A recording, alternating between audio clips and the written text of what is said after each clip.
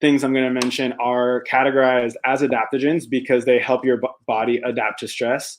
It doesn't mean that all of them relax you, and they all have different properties.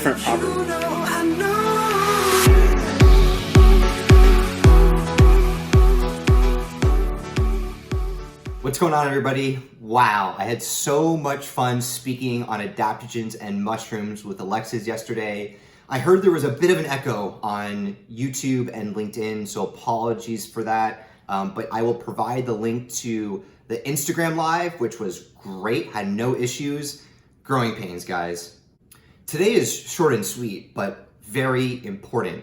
It stems from my curiosity that I know that not everything that I need to consume needs to be organic, but what really does? We really are what we eat, and eating pesticide-riddled or chemically toxic food is not good for our body and largely offsets any potential benefit of the nutrients, especially from those fruits and vegetables.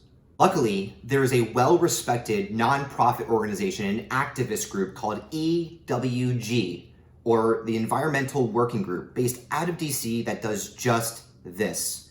Each year, they publish a report called the Dirty Dozen and Clean 15, where over 40,000 samples of fruits and vegetables are analyzed and tested for potentially harmful pesticides.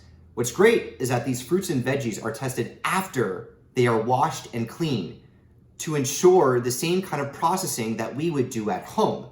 Keep in mind that these are the very things that we rely on for nutrients, sustainability, and also what we feed our kids. What is found is both astonishing and, I'm sorry to say, scary. I'm going to show the Dirty Dozen now, highlight a few, and then move on to the Clean 15. These are the Dirty Dozen for 2020.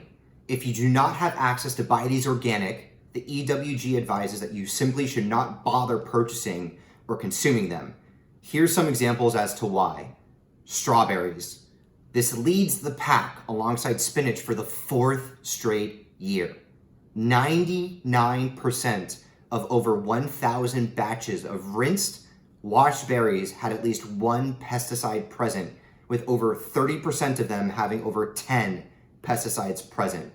Some having over 20 pesticides present, and over 80 pesticide variations were found overall. Spinach. Spinach used to be considered a delicacy. Now it's everywhere, and there's no wonder as to how. Mass production has led to cutting corners, and what has sadly been found is that conventionally grown spinach has more pesticide residues by weight than any other produce tested, with 3/4 of samples tested contaminated with a neurotoxic bug killer banned from use on food crops in Europe. Potatoes. I was floored by this. The humble spud sadly was found to have a ton of pesticides included as well, and while peeling the skin could remove some of them, the majority of the nutrients we want from potatoes are in the skin, so buy these organic.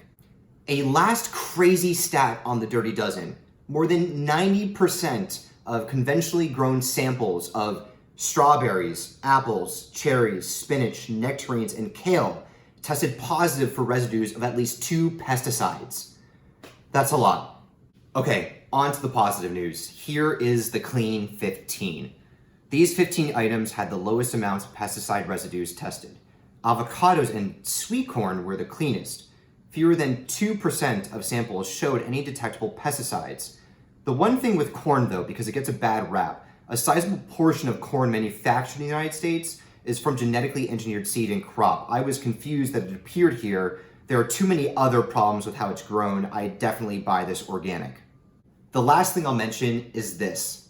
Many of the organic products from large-scale manufacturers are grown hydroponically, not in soil. I'm not saying this is bad per se, but that means that these fruits and vegetables aren't sucking up all the minerals from the soil that produce the phytonutrients that we need and seek. I think if there's one goal from today for myself, is to make the farmers market a more regular occurrence and activity, and to really support our local farms. All right, that's all I got for today. We will see you tomorrow. We're talking about brain food. And if you want to dive in a little bit more to EWG and the sources and what I talked about today, I'll provide a link to the information in my notes. So check it out there. See you tomorrow.